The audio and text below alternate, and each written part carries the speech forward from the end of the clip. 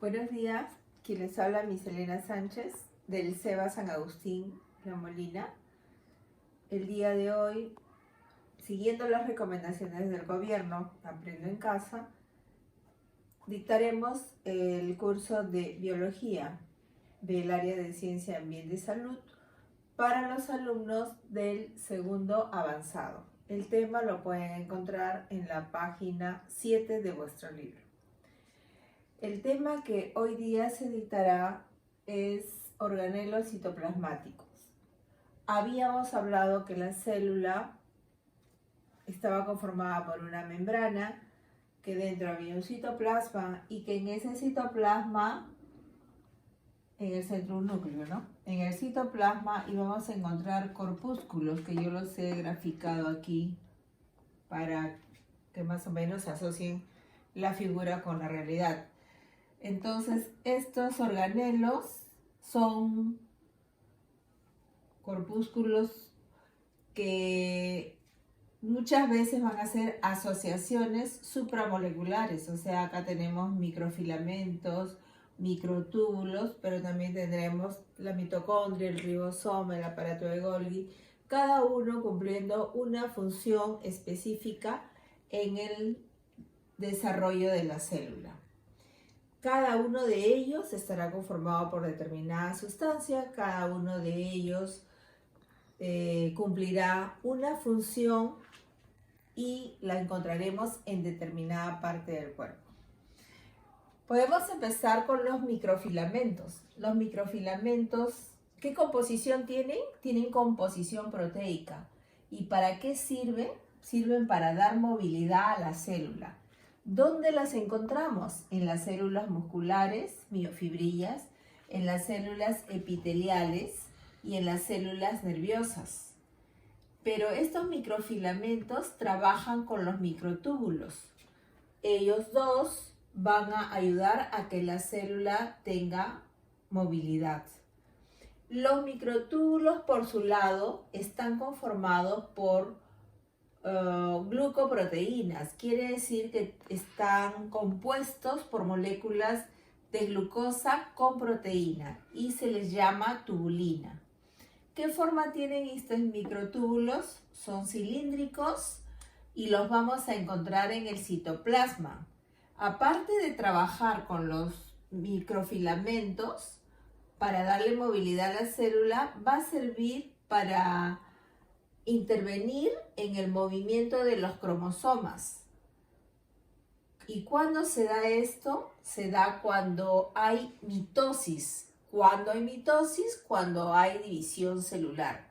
Entonces, cuando una célula se divide, va a haber una parte donde va a trabajar a través de un uso acromático, va a llegar a polarizarse en la célula y entonces aquí va a dividirse. Aquí es donde intervienen los microtúbulos. Ellos van a permitir el movimiento de los cromosomas para que haya una división celular. Continuamos. El retículo endoplasmático es otro organelo que se encuentra en el citoplasma y se caracteriza porque está formado por un sistema membranoso tubular. Y esto es para comunicar a la célula con la membrana del núcleo con el medio exterior. Está distribuido por toda la célula y su trabajo es llevar proteína a toda la célula para que puedan renovarse los tejidos. Los ribosomas son los más pequeños, los organelos más pequeños de la célula. Son redondos y su tamaño va de 150 a 250 Armstrong.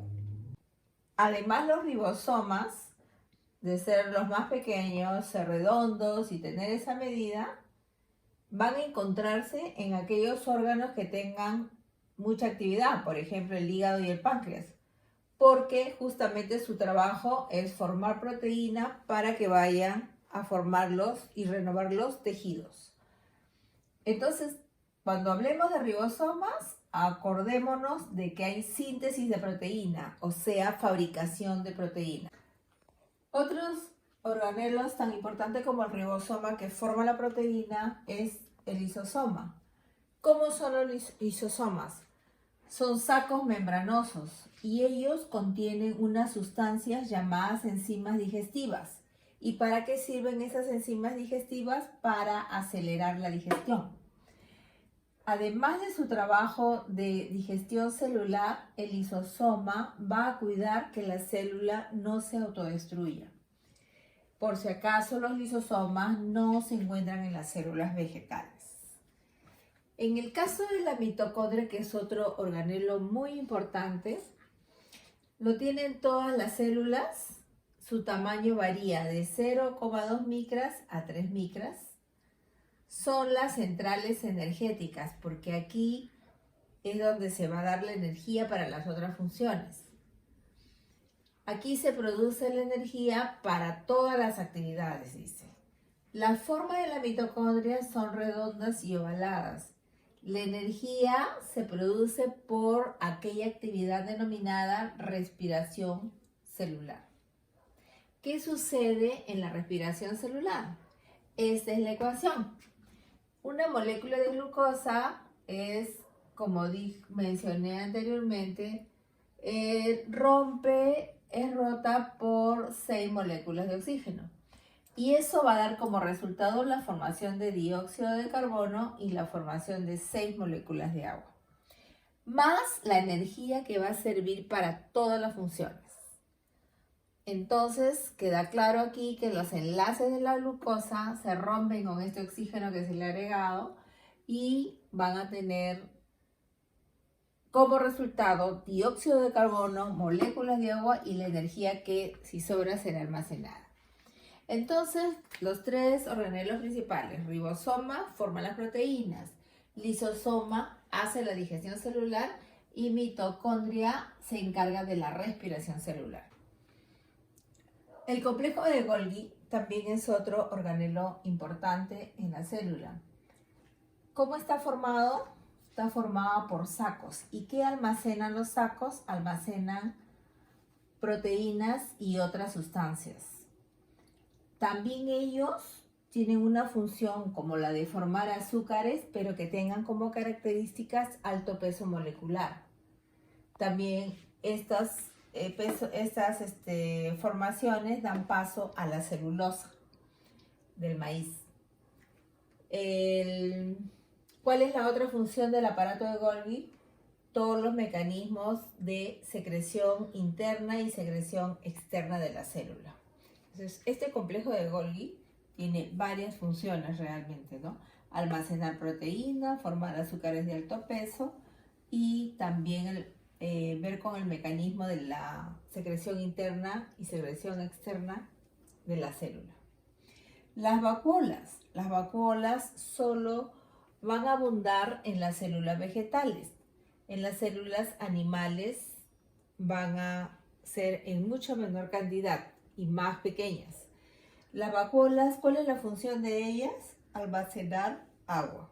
Y obviamente las plantas tienen que almacenarla para seguir sus funciones.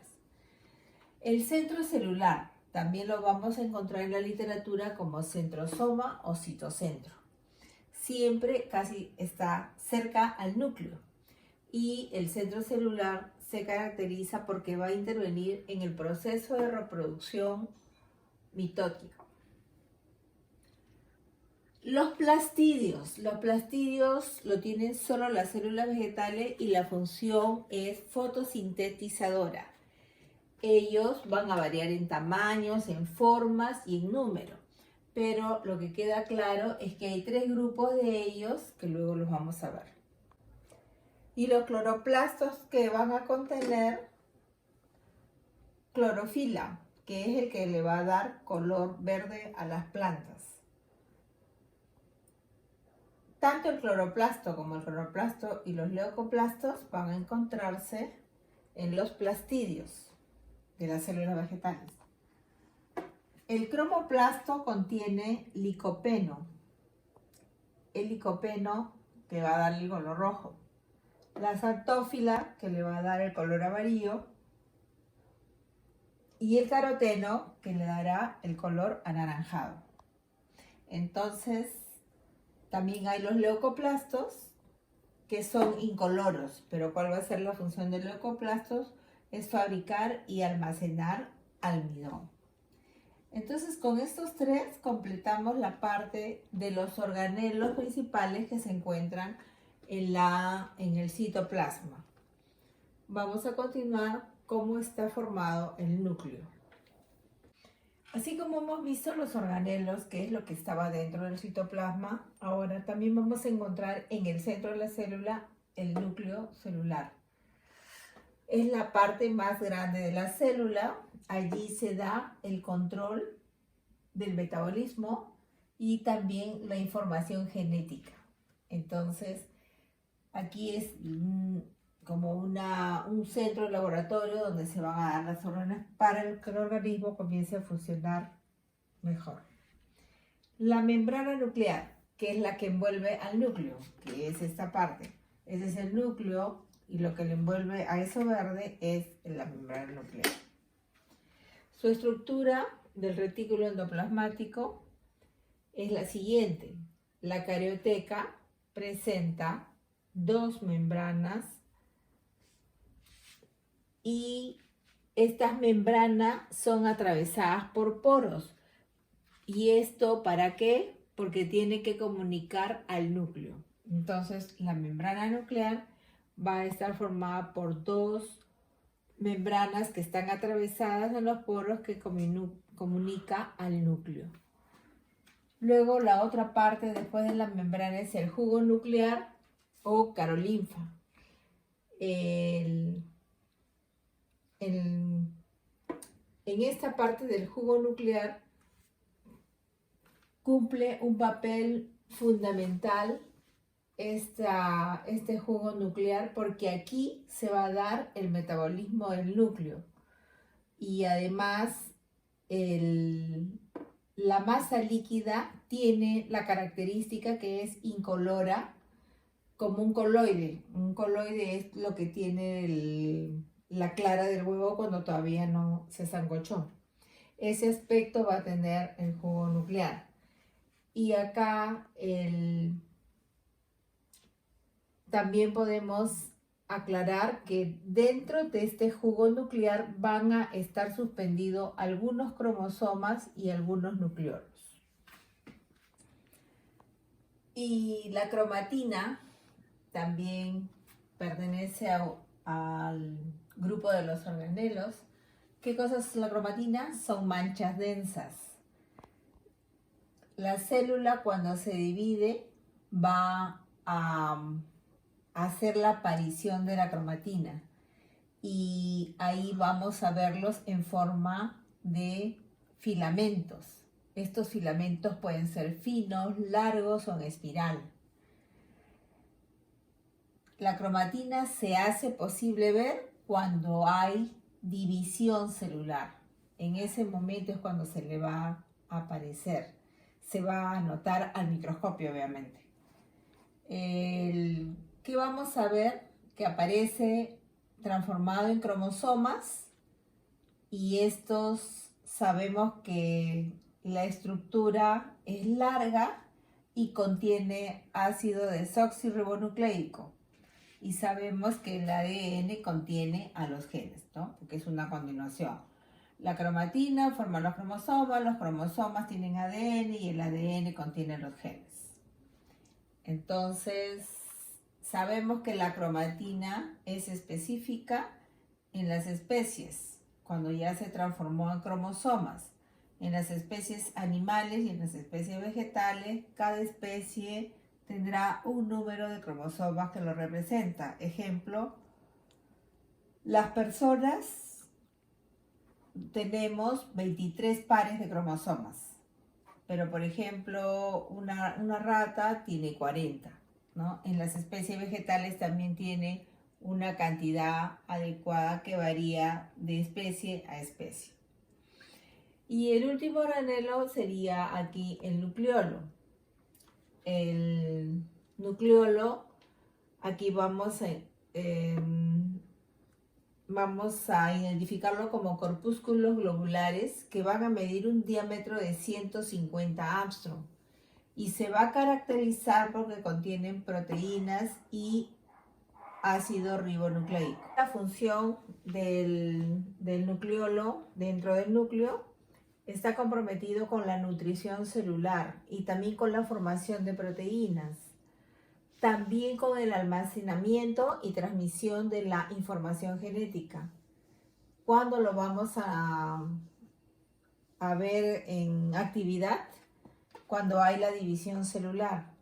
Entonces, al microscopio, cuando se vea que inicia la división celular, va a desaparecer este nucleolo y va a reaparecer al final de la división celular.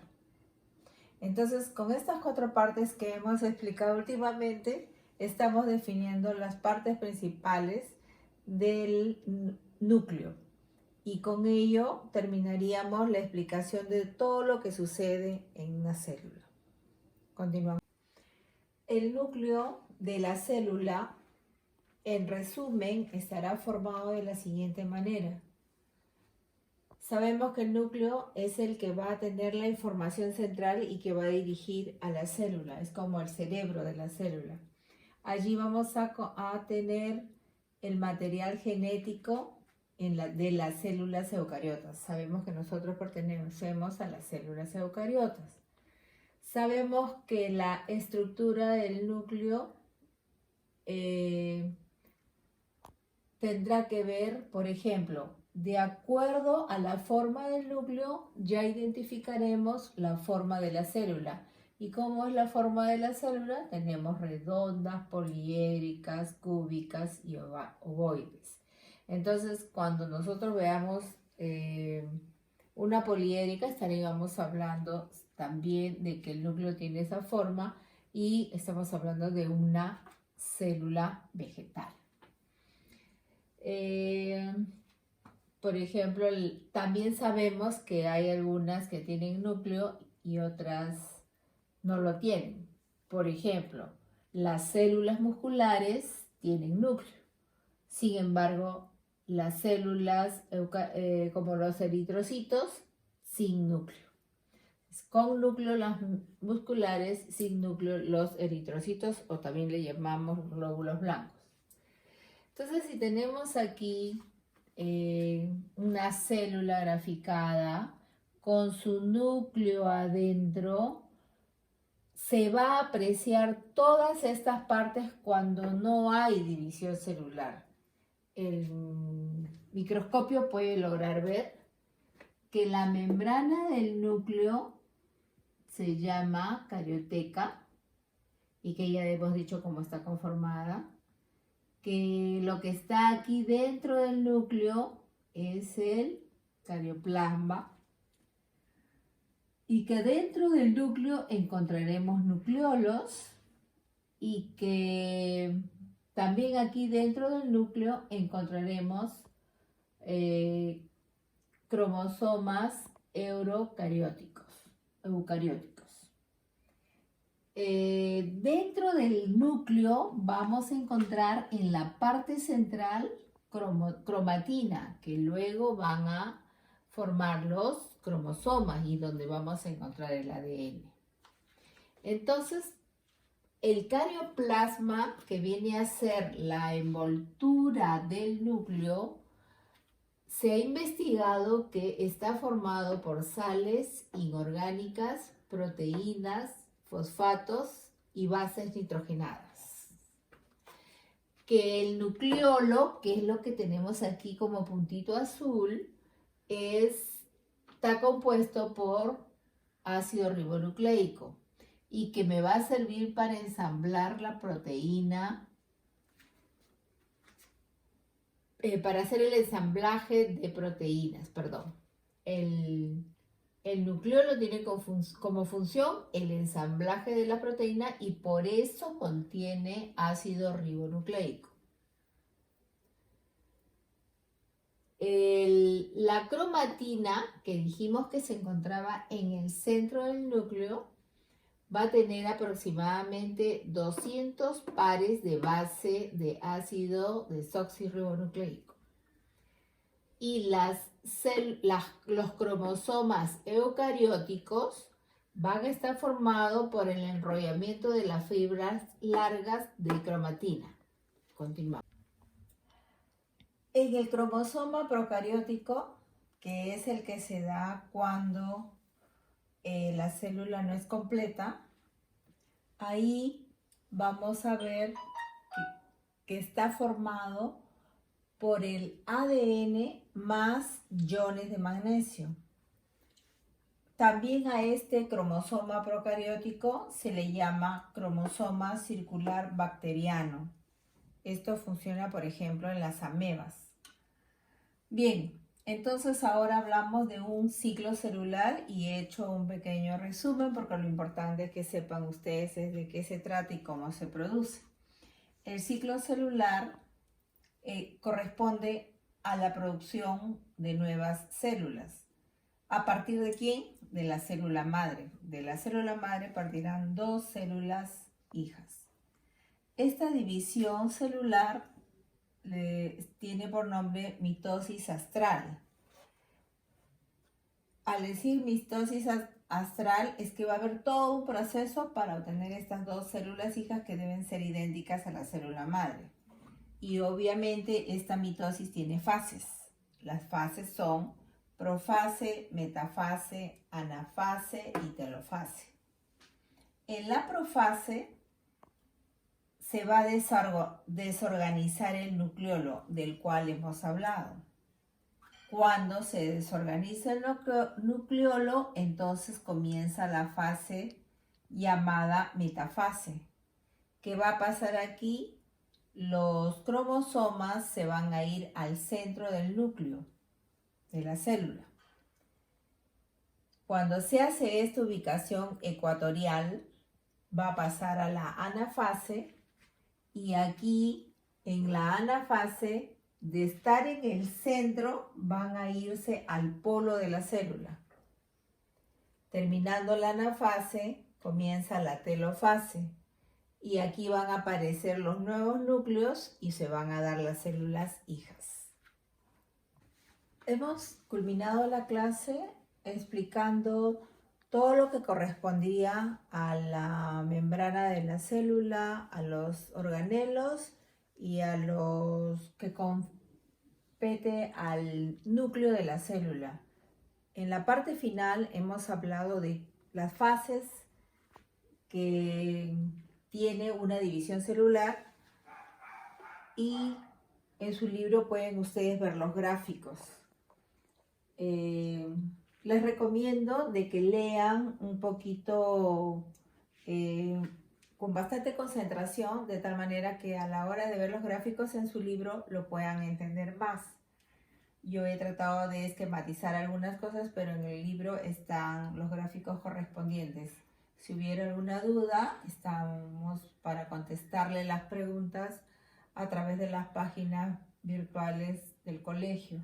Y estoy dejando la tarea para los alumnos de lunes, miércoles y viernes, las páginas 9 y 11, y para los alumnos de sábado y domingo, la página 9. Con ustedes será hasta la próxima clase.